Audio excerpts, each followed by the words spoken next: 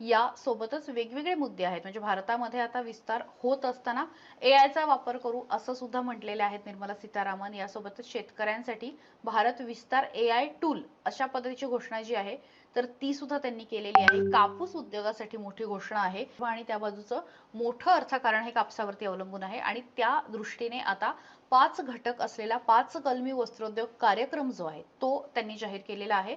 या कार्यक्रमामध्ये काय म्हटलेलं तर कापड निर्मिती जागतिक बाजारामध्ये ब्रँडिंग आणि मार्केट विकास या सगळ्यासाठी प्रयत्न केला जाईल. म्हणजे आजच्या अर्थसंकल्पामध्ये हा अत्यंत महत्त्वाचा घटक आपल्याला मानावा लागेल. विशेषतः वस्त्र उद्योगाला चालना मिळण्यासाठी रोजगार निर्मिती करण्यात येणार आहे, त्यासाठी प्रयत्न असू असं त्यांचं म्हणणं आहे.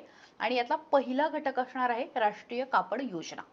या योजनेमधून रेशीम, लोकर, ताग किंवा मानवनिर्मित कापडाचा समावेश असेल आणि कापड निर्मितीला प्रोत्साहन देण्यात येईल. दुसरा घटक असणार आहे वस्त्रोद्योग आणि रोजगार निर्मिती योजनेचा. म्हणजे यामधनं पारंपरिक वस्त्रोद्योगाला आर्थिक हातभार देऊन त्याचं आधुनिकीकरण जे आहे तर ते करण्यात येईल.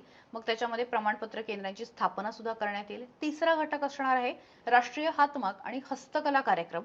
तर ज्याच्यामध्ये हातमाग धारक आणि हस्तकला कामगारांचं सबलीकरण करण्यात येईल. या कामगारांची संख्या दिवसेंदिवस कमी होतीये, त्यामुळे हे फार महत्त्वाचं असणार आहे.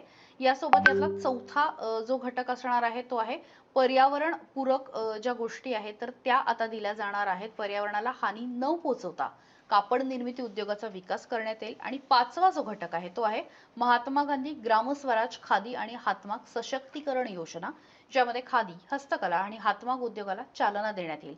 त्यामुळे असा 5 स्टार आपण म्हणू शकतो, 5 कलमी म्हणू शकतो, अशा पद्धतीचा हा जो सगळा कार्यक्रम आहे तो आज सुद्धा अर्थमंत्र्यांनी त्यांच्या भाषणामध्ये सांगितलेला आहे.